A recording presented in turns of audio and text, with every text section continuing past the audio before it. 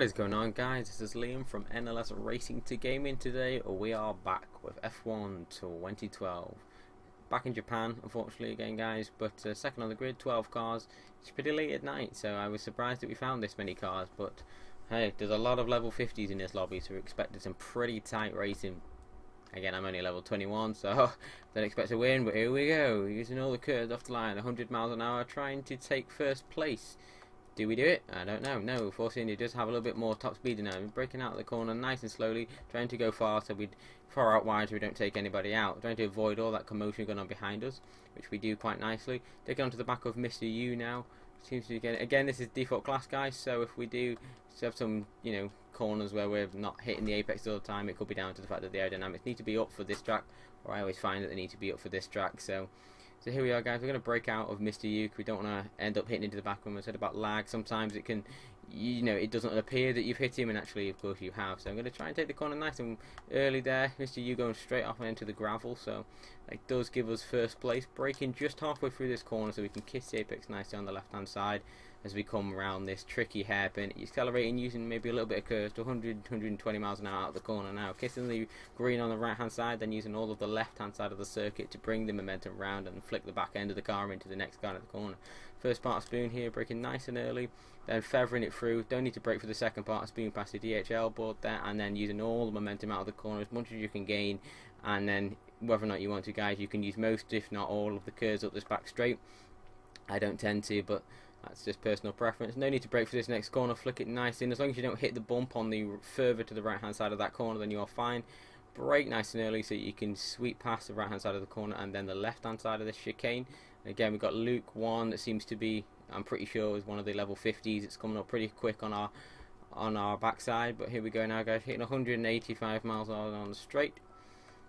200 miles an hour if we're lucky, braking out for this first part of the corner and then braking nice and hard for the next one, bringing again the back end round to take this corner nice and wide and using all the momentum possible. No need to brake for any of these corners, I find, as long as you can feather it right, and then use the whole circuit or the whole corner to try and bring the momentum round. That is the key to these kind of tricky circuits, stuff like Silverstone, especially the second sector in Silverstone, and of course the first sector in this track. As long as if it's very technical like this, you don't want to be always on the brakes, you see, because the more that you put on the brakes, okay, yeah, you are going to take the corners quite neat, but the speed isn't going to be there, and you really don't want to lose all the momentum out of it. So again, guys, braking nice and early out of this corner, using all the apex on the left hand side. I kind of miss it a little bit there, but that's alright because we can still bring it round a bit. Use most of the curves, 120 miles an hour, kiss the green on the right hand side, use all the corner on the left hand side. You seem to yellow flag for some reason, not really sure what that's all about. Braking early, again, feather through here, there's no need to brake. Hopefully I can kiss the apex on the left, which I didn't manage last round. Yeah, cool, I think those tyres have worn in nicely now, so this is pretty good. Using half the bar of curves that I have left all the way up the straight underneath the Pirelli board. And as I showed you guys, we're going to try and take the corner a little bit further onto the right now. Yeah, so it works nice and smooth. On F1 2011 you could take it flat on this. I have noticed there's a bump in some part of it. Whether or not they use the laser technology for these tracks or not, I wouldn't have thought so, but whether or not they did, it can throw you out, and of course, considering the new twitchy control setting, it does tend to mess your race up a little bit more. So again, guys, 7th gear all the way down the straight. I tend to use half the bar of curves. There's the last race. I think I did get fastest lap in that race. Sorry, in that lap, which would be good. Yeah, we did. So again, using all the corner, nice and wide onto the apex on the left, and then feathering, just lifting and feathering all the way through the technical part, using all the corner, all the circuit to try and use as much momentum through it as possible. Such a good track, Suzuka, Japan, but of course I have posted it before, so as I said in other videos, if you guys are getting sick of seeing the same track, I always vote to try and pass it, but people aren't really listening, people aren't focusing on what they're doing, so it's a bit of a shame really. But now we've got a car up in front, so I'm worried about what's going to happen here, to be perfectly honest. So hopefully he does get out of the way. I'm hoping he's not going to take me out. Yeah, he takes me out. Well, that was nice of him.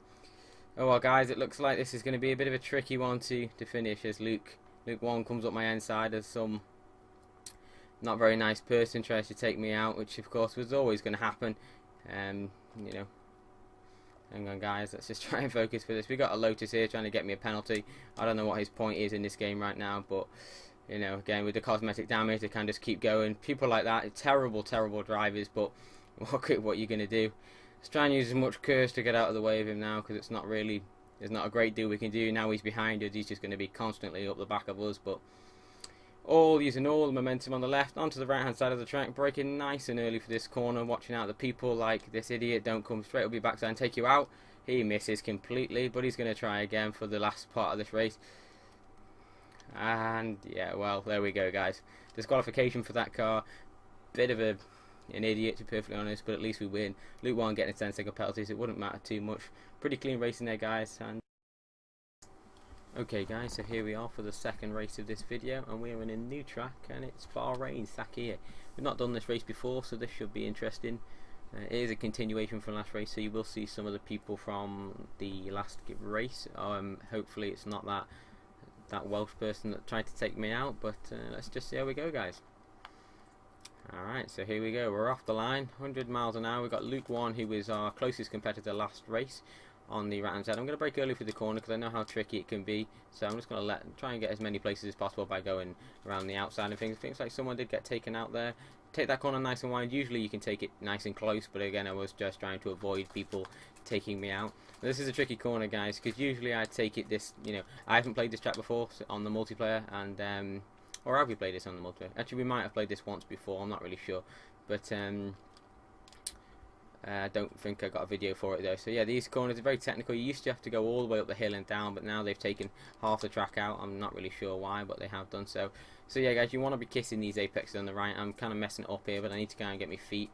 Don't brake for this corner and then brake halfway through this corner, trying to bring it nice and round and kissing the apex on the right hand side. Very tricky corner, especially if you're more than one car abreast, which can be pretty tricky.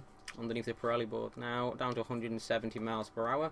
Braking nice and early, and then trying not to do again what I'm doing here, guys. I'm just missing these corners, so don't take any notice. Hopefully lap 2 is going to be better, but no need to brake for this corner or the last one once you've broken into it. This one, nice bit of gentle touch on the thing, and then sort of feather it round, and then using momentum out of the corner to take it down for this nice long straight, which again can make or break a race if you're on the wrong tyres or if you've got the wrong setup. Default setup as always, guys. Use the car the curve on the right and the little post to give you a signal of where the corner is, and then use all the curves you have remaining, and then a little bit more just to push up to about 180 miles an hour. That seems to be a good speed for this corner before I hit the max rev limiter. Braking nice and early into this corner now, turning right, kissing the apex on the right hand side.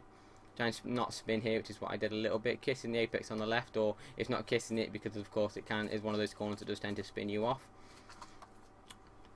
Down this straight now, past the Gulf Air signs, braking earlier than I did last round so that I can take the inside line and try and bring the car over onto the left hand side of the track a bit more than I did last lap. And then again, try and kiss the apex. Does seem to kind of spin you off on this, but no need to brake for the second part of that corner and brake much earlier than I did last time, and again even this time to try and use the momentum out of that corner.